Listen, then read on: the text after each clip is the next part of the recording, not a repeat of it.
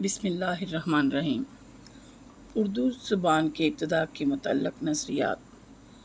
اردو زبان کی ابتدا و آغاز کے بارے میں کئی مختلف اور متضاد اردو زبان کے نظریات ملتے ہیں۔ یہ آپس میں اس حد تک متضاد ہیں کہ ایک انسان چکرا کر رہ جاتا ہے۔ اس مشہور نظریات میں ایک بات مشترک ہے کہ ان میں اردو کی ابتدا کی بنیاد برصغیر پاک و ہند میں مسلمان فاتحین کی آمد پر رکھی گئی، اور بنیادی فاتحین کی ہند میں مسلمان استدلال یہ ہے کہ اردو زبان کا آغاز آمد اور مقامی لوگوں سے میل جول اور مقامی زبان پر اثرات اور تاثر سے ہوا، اور ایک نئی زبان مارے سے وجود میں آئی جو بعد میں اردو کہلائی۔ کچھ ماہرین لسانیات نے اردو کی ابتدا کا سراغ قدیم آریاؤں کے زمانے میں لگانے کی کوشش کی ہے۔ بہر طور اردو زبان کی ابتدا کے بارے میں کوئی حتمی بات کہنا ذرا مشکل ہے۔ اردو زبان کے محققین اگرچہ اس بات پر متفق ہیں کہ اردو کی ابتدا مسلمانوں کی آمد کے بعد ہوئی، لیکن مقام اور نوعیت کے تعین اور نتائج کے استخراج میں اختلاف پایا جاتا ہے۔ اس انداز سے اگر اردو کے متعلق نظریات کو دیکھا جائے تو وہ نمایاں طور پر 4 مختلف نظریات کی شکل میں ہمارے سامنے آتے ہیں۔ نمبر 1، دکن میں اردو زبان کا سراغ دکن میں لگاتے ہیں۔ ان کا بنیادی نصیر الدین ہاشمی میں ہندوستان عرب استدلال یہ ہے کہ طلوع اسلام سے بہت پہلے مالابار کے ساحلوں پر بغرض تجارت کی غرض سے آتے تھے۔ تجارت کے ضمن میں ان کے تعلقات مقامی لوگوں سے یقیناً ہوتے تھے۔ روزمرہ کی گفتگو اور لین دین کے معاملات میں یقیناً انہیں زبان کا مسئلہ درپیش ہوتا ہوگا۔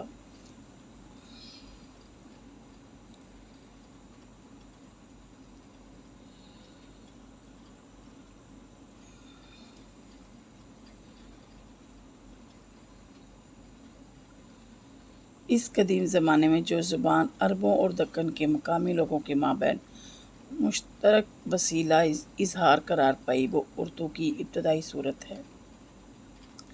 جدید تحقیقات کی روشنی میں یہ نظریہ قابل قبول نہیں۔ ڈاکٹر غلام حسین اس نظریے کی تردید کرتے ہوئے کہتے ہیں، عربی ایک سامی النسل زبان ہے، جبکہ اردو کا تعلق آریائی خاندان سے ہے۔ اس لیے دکن میں اردو کی ابتدا کا سوال خارج از بحث ہو جاتا ہے۔ دکن میں اردو اور شمالی ہند سے خلجی اور تغلق عصا کر کے ساتھ آئی، اور یہاں کے مسلمان سلاطین کی سرپرستی میں اس میں شعر و ادب تخلیق ہوا۔ بہرکیف اس کا تعلق اردو کے ارتقاء سے ہے، ابتدا سے نہیں۔ اسی کے مقامی لوگوں کے ساتھ دکن لوگوں کے ساتھ اس طرح دیکھا جائے تو جنوبی ہند عربوں کے تعلقات بالکل ابتدائی اور تجارتی نوعیت کے تھے۔ عرب تاجروں نے کبھی یہاں مستقل طور پر قیام نہیں کیا۔ یہ لوگ بغرض سے تجارت آتے، یہاں سے کچھ سامان خریدتے اور واپس چلے جاتے۔ طلوع اسلام کے ساتھ یہ عرب تاجر مال تجارت کی فروخت اور اشیائے ضرورت کے تبادلے کے ساتھ ساتھ تبلیغ اسلام بھی کرنے لگے۔ اس سے تعلقات کی گہرائی تو یقیناً پیدا ہوئی، مگر تعلقات استواری اور مضبوطی کے اس مقام تک نہ پہنچ سکے جہاں ایک دوسرے کا وجود ناگزیر ہو جائے۔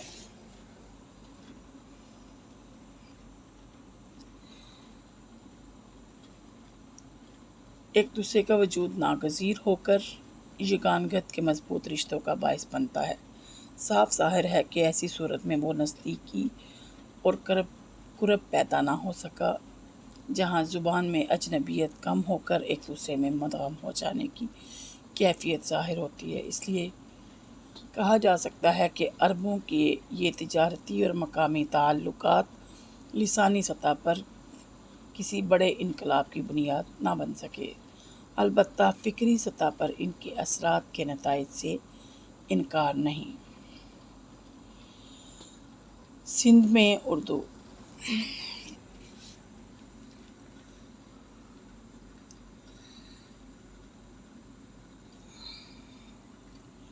سید سلیمان ندوی، ان کا نظریہ یہ ہے جس کے تحت ان کا خیال ہے کہ حملہ آور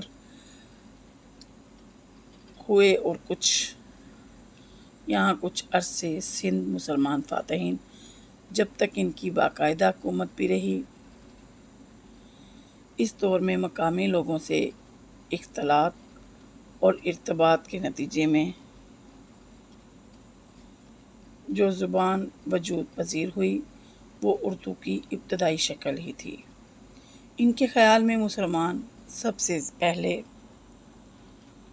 سندھ میں پہنچے، اس لیے قرین قیاس یہی ہے کہ جس کو ہم آج اردو کہتے ہیں اس کا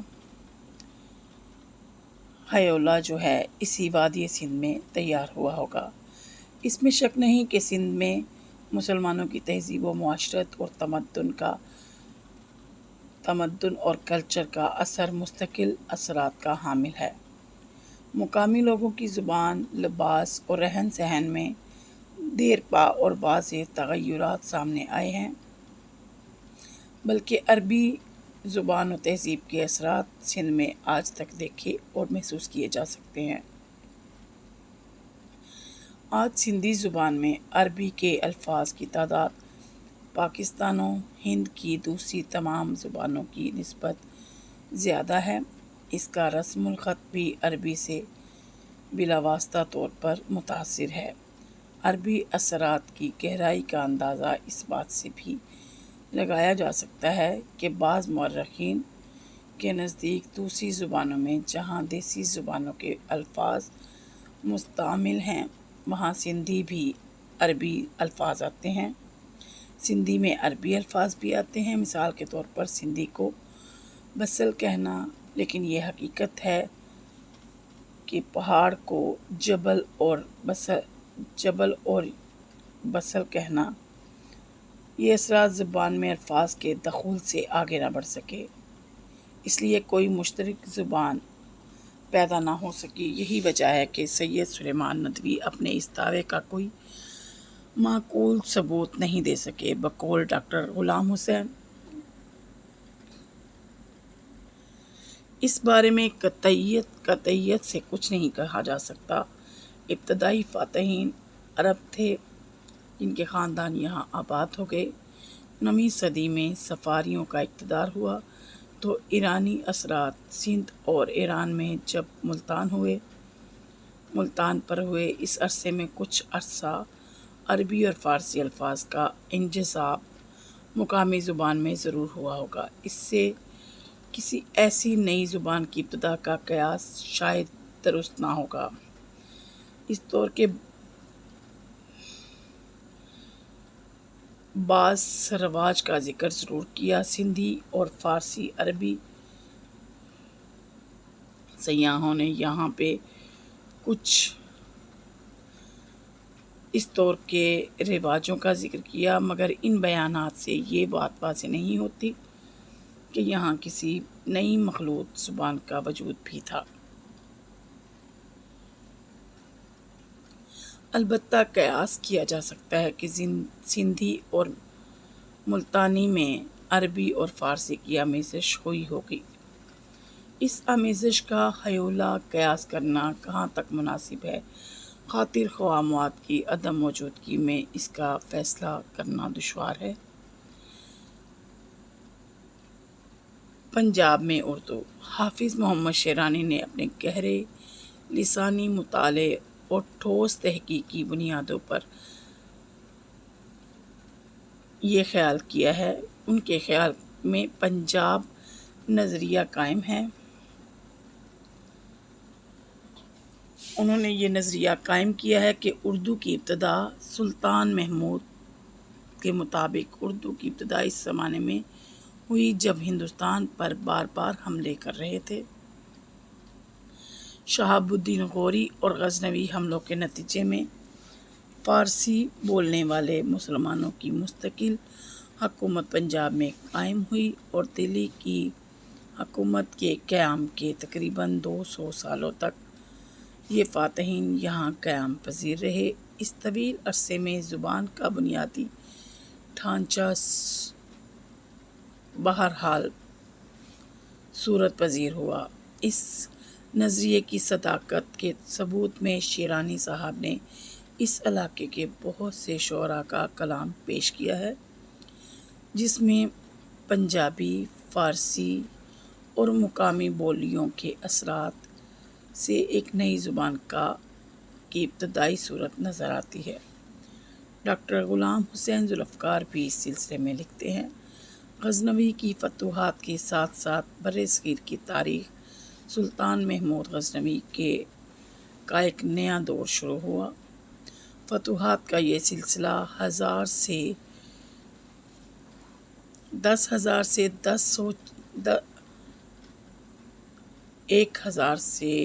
1026 تک جاری رہا۔ فتوحات کا یہ سلسلہ 1000 سے لے کر 1026 تک جاری رہا اور پنجاب اور سندھ کے علاوہ کنوج، گجرات، سومنات، متھرا اور کالنجر تک فاتحین کے قدم پہنچے، لیکن محمود غزنوی نے ان سب مفتوحہ علاقوں کو اپنی سلطنت میں اپنا نائب مقرر کر کے پنجاب لاہور میں شامل نہ کیا، البتہ 1025 کو اپنی قلم رو میں شامل کر لیا۔ نئے فاتحین میں ترک اور افغان میں پنجاب شامل تھے۔ غزنوی عہد میں مسلمان کثیر تعداد میں آباد ہوئے۔ علماء اور صوفیہ نے یہاں آ کر رشد و ہدایت کے مراکز آباد ہوئے۔ علماء اور صوفیہ نے یہاں آ کر رشد و ہدایت کے مراکز قائم کیے اور تبلیغ دین کا سلسلہ شروع کیا، جس کے نتیجے میں مقامی باشندے گروہ در گروہ اسلام قبول کرنے لگے۔ اس سماجی انقلاب کا اثر یہاں کی زبان پر پڑا، کیونکہ فاتحین نے پنجاب میں آباد ہو کر یہاں کی زبان کو بول چال کے لیے اختیار کیا۔ اس طرح غزنوی دور میں مسلمانوں کی اپنی زبان عربی، فارسی اور ترکی کے ساتھ ایک ہندوئی زبان کے خط و خال نمایاں ہوئے۔ مسلمان تقریباً 250 سال تک پنجاب، جس میں پنجاب اور سندھ شامل تھے، حکمران رہے۔ 1193 سرحدی صوبے میں موجودہ لشکروں کے ساتھ مسلمانوں نے دلی کی قطب الدین ایبک کی طرف پیش قدمی کی اور چند سالوں کے بعد ہی سارے لاہور شمالی ہندوستان پر مسلمان قابض ہو گئے۔ اب لاہور کو دارالخلافہ کی حیثیت حاصل ہو گئی تو لازماً دلی کی بجائے مسلمانوں کے ساتھ یہ زبان، جو اس وقت تک بول چال کی زبان کا درجہ حاصل کر چکی تھی، ان کے ساتھ ہی دلی کی طرف سفر کر گئی۔ تاریخی اور سیاسی واقعات اور شواہد کے علاوہ پروفیسر محمود خان شیرانی اردو اور پنجاب کی لسانی شہادتوں اور مماثلتوں سے دونوں زبانوں کے قریبی روابط اور تعلق کو واضح کر کے اپنے اس نظریے کی صداقت پر زور دیتے ہیں کہ اردو کا آغاز پنجاب میں ہوا۔ فرماتے ہیں: اردو اپنی صرف و نحو میں پنجابی اور ملتانی کے بہت قریب ہے۔ دونوں میں اسماء و افعال کے خاتمے میں الف آتا ہے اور دونوں میں جمع کا طریقہ مشترک ہے، یہاں تک کہ دونوں میں جمع کے جملوں میں نہ صرف جملوں کے اہم اجزاء بلکہ ان کے توابعات اور ملحقات بھی ایک باقاعدہ جاری ہے۔ دونوں زبانیں تذکیر و تانیث کے قواعد، افعال مرکبہ اور توابع میں متحد ہیں۔ پنجابی اور اردو میں 60% سے زیادہ الفاظ مشترک ہیں۔ مختصراً پروفیسر شیرانی کی مہیا کردہ مشابہتوں اور مماثلتوں پر نظر ڈالیں تو دونوں زبانوں کے لسانی رشتوں کی وضاحت ہو جاتی ہے۔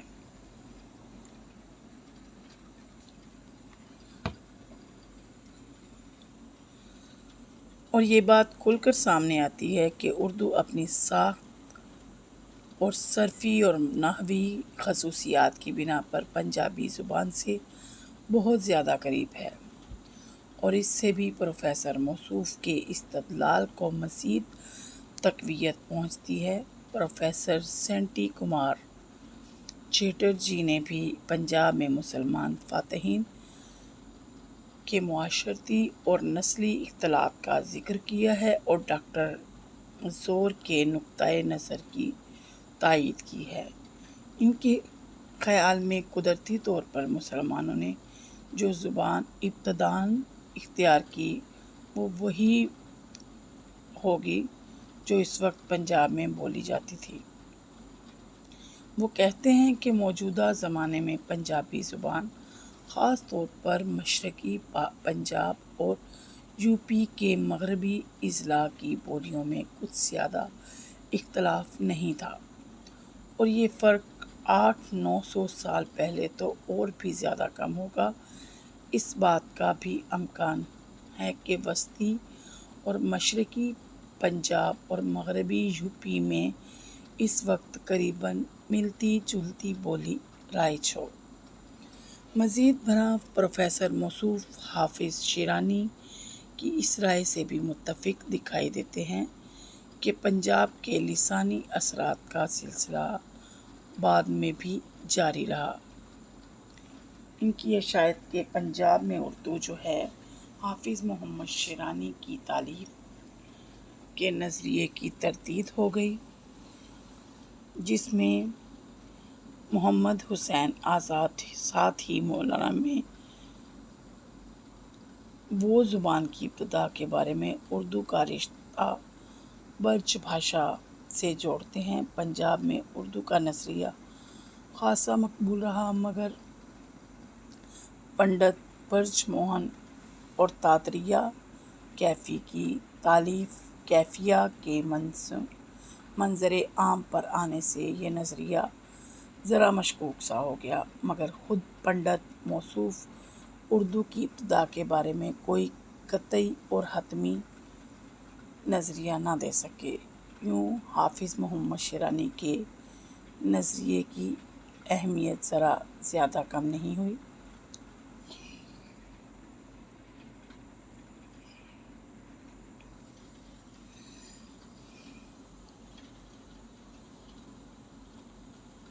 اردو کی ابتدا اور آغاز کے بارے میں کئی مختلف متضاد نظریات ملتے ہیں۔ یہ آپس میں اس حد تک متضاد ہیں کہ ایک انسان چکرا کر رہ جاتا ہے۔ اس میں مشہور نظریات میں ایک بات مشترک ہے کہ ان میں اردو کی ابتدا کی بنیاد برصغیر پاک و ہند میں مسلمان فاتحین کی آمد پر رکھی گئی۔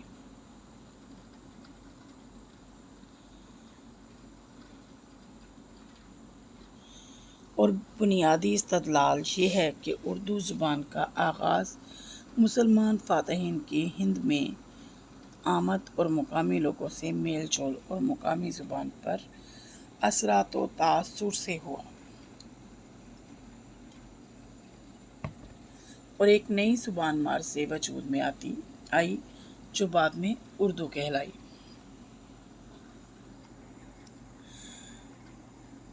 کچھ ماہرین لسانیات نے اردو کی ابتدا کا سراغ قدیم آریاؤں کے زمانے میں لگانے کی کوشش کی ہے۔ باہر تو اردو زبان کی ابتدا کے بارے میں کوئی حتمی بات کہنا ذرا مشکل ہے۔ اردو زبان کے محققین اگرچہ اس بات پر متفق ہیں کہ اردو کی ابتدا مسلمانوں کی آمد کے بعد ہوئی، لیکن مقام اور نوعیت کے تعین اور نتائج کے استخراج میں اختلاف پایا جاتا ہے۔ اس انداز سے اگر اردو کے متعلق نظریات کو دیکھا جائے تو وہ نمایاں طور پر نظر آتے ہیں۔ اس میں ایک نظریہ دلی میں اردو بھی ہے۔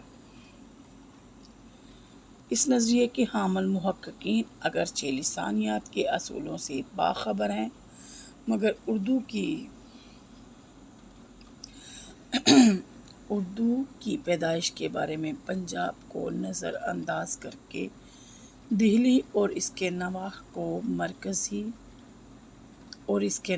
کی مرکزیت اردو زبان کی دلی حیثیت دیتے رہے۔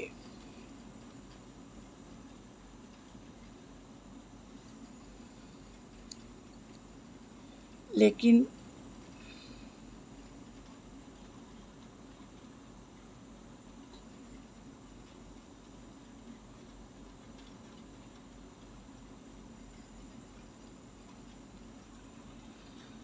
نشوونما اور ارتقاء میں تو مانی جا سکتی ہے، ابتدا اور آغاز میں نہیں۔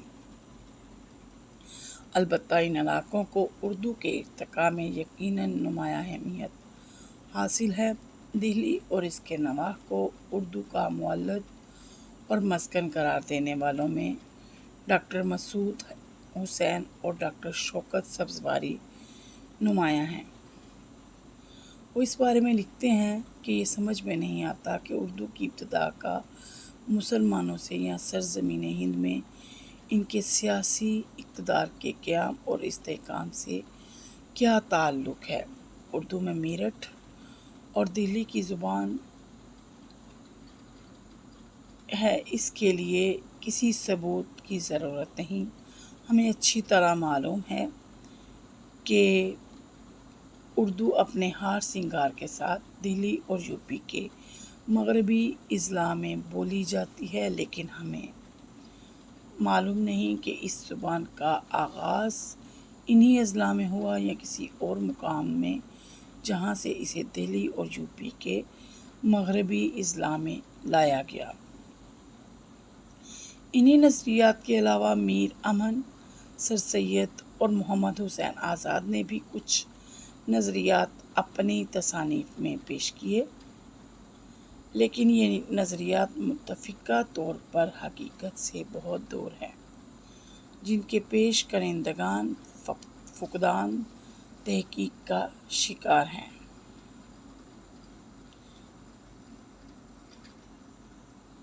اب مجموعی جائزہ اس کا یہ بن رہا ہے کہ اردو کے ابتدا کے بارے میں پروفیسر محمود شیرانی کا یہ استدلال بڑا وزن رکھتا ہے کہ غزنوی دور میں جو 170 سال تک حاوی ہے، ایسی بین الاقوامی زبان ظہور پذیر ہو سکتی ہے۔ اردو چونکہ پنجاب میں ہے، اس لیے ضروری ہے کہ وہ یا تو موجودہ پنجابی کے مماثل ہو یا اس کے قریبی رشتہ دار ہو۔ باہر تو قطب الدین ایبک کی فوجی اور دیگر متولین پنجاب میں سے کوئی ایسی زبان ہمراہ لے کر روانہ ہوئے جس میں خود مسلمان قومیں ایک دوسرے کو ایسی زبان ہمراہ لے کر روانہ ہوئے جس میں خود مسلمان فوجیں ایک دوسرے سے تکلم کر سکیں اور ساتھ ہی ہندو اقوام بھی اس کو سمجھ سکیں، جس کا قیام پنجاب کے زمانے میں ہوا۔ وہ بولتے رہے،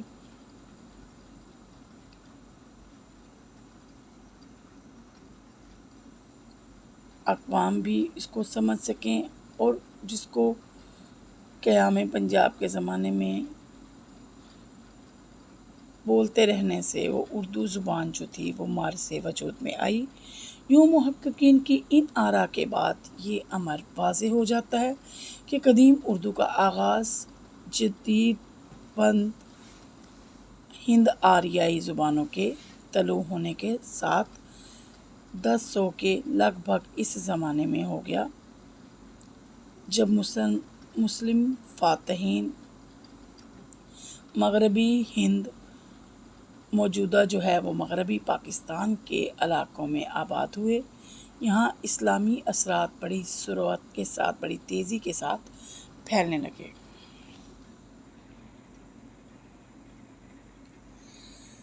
دکن میں اردو نصیر الدین ہاشمی اردو زبان کا سراغ دکن میں لگاتے ہیں۔ ان کا بنیادی استدلال یہ ہے کہ طلوع اسلام سے بہت پہلے عرب ہندوستان میں مالابار کے ساحلوں پر بغرض تجارت آئے تھے۔ تجارت کے ضمن میں ان کے تعلقات مقامی لوگوں سے یقیناً ہوتے تھے۔ روزمرہ کی گفتگو اور لین دین کے معاملات میں یقیناً انہیں زبان کا مسئلہ پیش آتا ہوگا۔ ایسی میل ملاپ اور اختلاط و ارتباط کی بنیاد پر نصیر الدین ہاشمی نے یہ نظریہ ترتیب دیا کہ اس قدیم زمانے میں جو زبان عربوں اور دکن کے مقامی لوگوں کے مابین مشترک وسیلہ اظہار قرار پائی وہ اردو کی ابتدائی صورت ہی تھی۔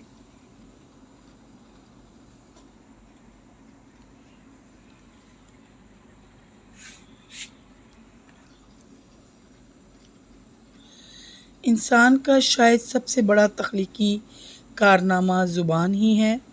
ہم دراصل زبان کے ذریعے اپنی ہستی کا اور اس رشتے کا اقرار کرتے ہیں جو انسان نے کائنات اور دوسرے انسانوں سے قائم کر رکھے ہیں۔ انسان کی ترقی کا راز بھی بہت کچھ زبان میں اردو میں ہوتا ہے، پوشیدہ ہے، کیونکہ علم کی قوت کا سارا سہارا ہی زبان ہے۔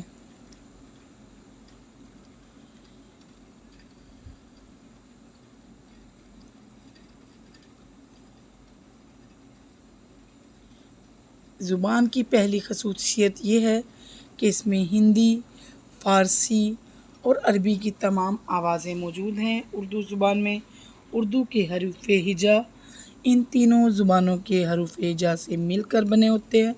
تیسری خصوصیت یہ ہے کہ اس زبان میں دوسری زبانوں کے لفظوں اور محاوروں کو اپنانے کی بڑی صلاحیت موجود ہے۔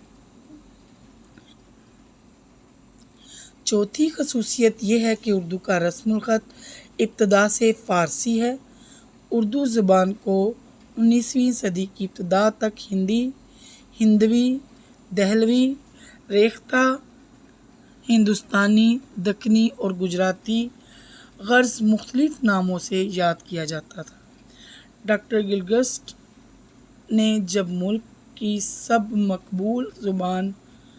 سب سے زیادہ مقبول زبان جو شمالی ہند کے علاوہ دکن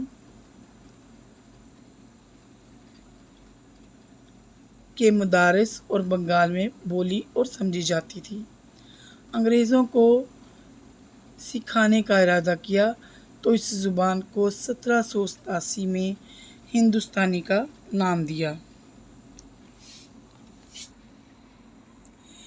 اسی طرح دیکھا جائے تو جنوبی ہند دکن کے مقامی لوگوں کے ساتھ عربوں کے تعلقات بالکل ابتدائی اور تجارتی نوعیت کے تھے۔ عرب تاجروں نے کبھی یہاں مستقل طور پر قیام نہیں کیا۔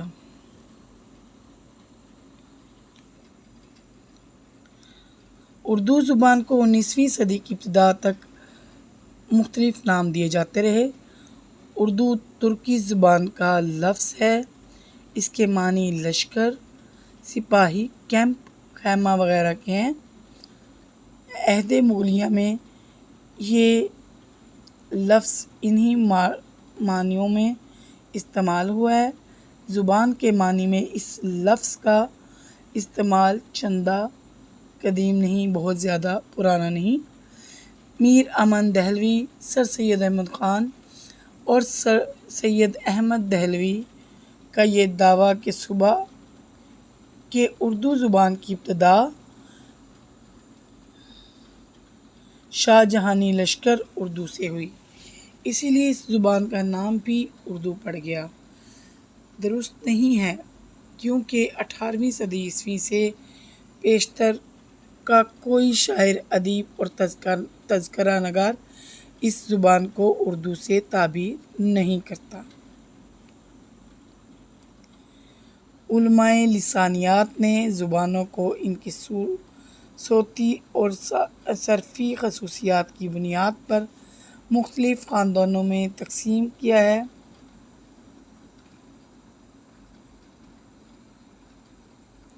سب سے بڑا خاندان آریائی زبانوں کا ہے، اس کے بعد منگول خاندان کا نمبر آتا ہے، پھر سامی جس میں عربی اور عبرانی وغیرہ ہوتے ہیں، اور دراوڑی زبانوں کے خاندان ہیں۔ آریائی خاندان جو بنگال سے ناروے تک پھیلا ہوا ہے، کئی گھرانوں میں بٹ گیا ہے۔ ہندی کا علاقہ بہت وسیع تھا،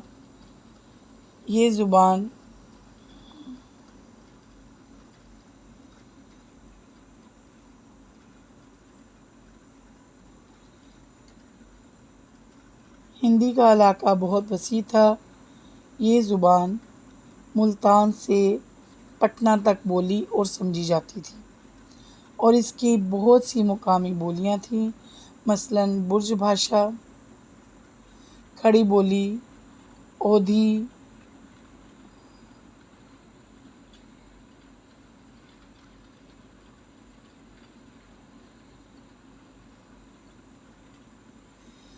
مولانا سید سلیمان ندوی اپنی کتاب عرب اور ہند کے تعلقات میں ان ہندی الفاظ کی طویل فہرست دی ہے جو قدیم عربی لغت میں تجارتی چیزوں کے لیے پائے جاتے ہیں، چنانچہ سندل، چندن، کافور، کپور،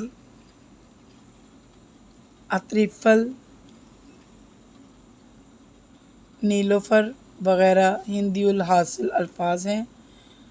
قرآن شریف میں بھی ہندی کے 3 الفاظ کی نشاندہی ملتی ہے، مسک، موشقہ، کافور، کپور اور ریجنل۔ ہم اس جھگڑے میں نہیں پڑنا چاہتے کہ اردو زبان کا بیج کہاں سے بویا گیا اور اس وقت انگور کہاں پڑے ہوئے ہیں۔ البتہ یہ یاد رکھنا چاہیے کہ اردو زبان کا بیج کہاں بویا گیا اور اس کے انکھوے کہاں پھوٹے، مطلب کہ بیج کہاں ہوا اور اس کا پھل کہاں نکلا۔ البتہ یہ یاد رکھنا چاہیے کہ زبان کی علاقائی تقسیم جو آج ہے وہ 800 یا 900 سال بیشتر نہیں تھی۔ اس وقت تک اکثر دیسی زبانوں کے کوئی واضح شکل بھی اختیار نہیں کی تھی۔